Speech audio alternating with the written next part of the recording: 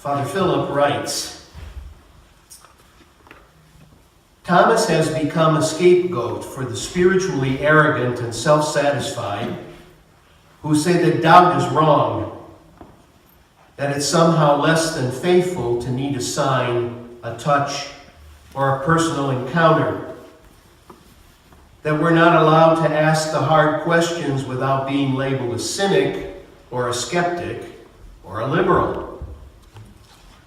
But since when is it wrong to admit that we don't understand everything? Since when is it wrong to ask God to clarify something? Read the Psalms. They're filled with uncertainties, complaints, and questions addressed directly to God. Even Jesus, while hanging on the cross, cried out, Eli, Eli, lama sabachthani, my God, why have you forsaken me? Thomas is just one in a long line of faithful people who've asked the hard yet faithful questions.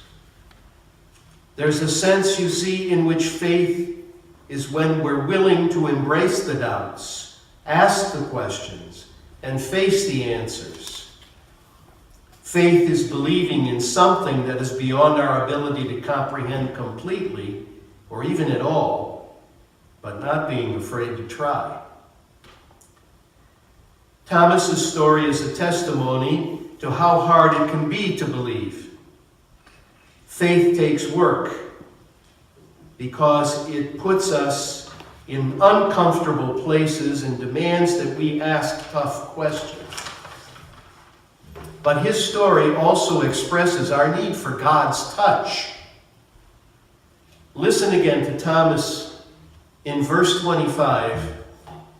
So he said to them, unless I see in his hands the print of the nails, and put my finger into the print of the nails, and put my hand into his side, I will not believe. That's not just about physical proof.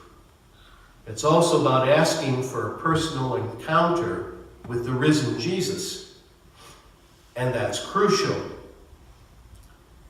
Christian faith cannot be reduced to a set of rules where everything fits, where everything makes sense, where all we have to do is to connect the dots. That's what the Pharisees tried to do. They tried to make all of life so that it could be answered by a set of rules. And if something didn't fit within that set of rules, they rejected it as heresy or blasphemy.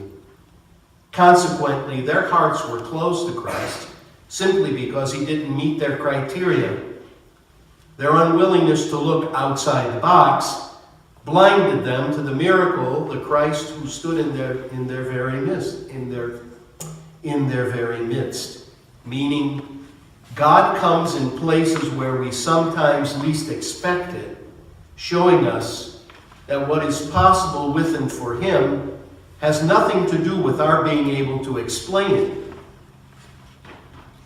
Sometimes faith asks us to look outside the box, to color outside the lines, and to believe some things that the rest of the world say are ridiculous, or to do things that the rest of the world says are folly. But like Thomas, faith has to begin with an encounter, because without it, we're unable to believe. Without an encounter with God, the resurrection seems only a nice fairy tale. But an encounter with the risen Christ changes all of that. Suddenly, the absurd becomes the new reality, and rules which once governed our believing and our disbelieving are blurred. Even the lines between life and death, which once seemed so absolute, are crossed. This is a story of doubt, but it is also a story about God's ability to change that doubt into faith. Not erase the doubt, but overcome it with an irresistible encounter with the impossible. With the impossible. Thomas's story is important because when we can see the possible through our own cloudy, disbelieving eyes, we suddenly can see an entire world far beyond what skepticism would allow. God has overcome the grave, and now God overcomes those things that lead to our spiritual death. Things like disbelief, fear, hatred, and narrowness. This story of doubt ultimately leaves us with the miracle of faith. A mind is opened, a heart swells, and a voice cries out, almost against its will, "My Lord and my God," all because of a personal touch and a vision of our Lord. The stone door that barred the tomb couldn't restrain Jesus. He had conquered death, and he was going to make it known to his friends and to the world. And no flimsy wooden door could stop him from coming into that upper room. The difference between them and us is that we have to ask the Lord to appear, breathing his Spirit into our hearts to blow away our mountain of doubt.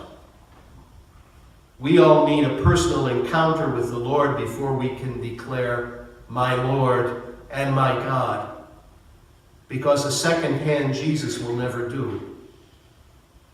The problem is that too often we don't recognize that need or don't ask God to meet it. But after the Lord breaks into our hearts and we profess, "My Lord and my God," he calls us out of our locked rooms, out of the safe and comfortable, into the world. Now we're called to show our faith for the sake of others, so that they do not simply hear our words, but also see visible evidence of the risen Jesus in our lives, in the ways we love each other, the ways we respond to those in need, the ways we are responsible with all God has entrusted. Others will come to faith, not only by what we say, but also by the way they meet the risen Jesus in us and through us. The wonder of it is that if our hearts and lives are open, it is through our servanthood that another human being will come to cry out to the risen Christ, "My Lord and my God."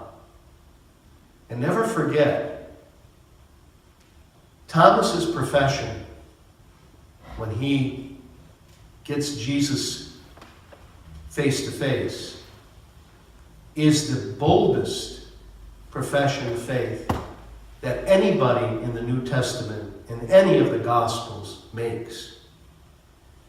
The total affirmation of Jesus as Lord, but also as God, are words that hopefully can always be true of us too, springing from our hearts and from our meeting with Jesus that happens here every time we gather around the Lord's table in the breaking of the bread.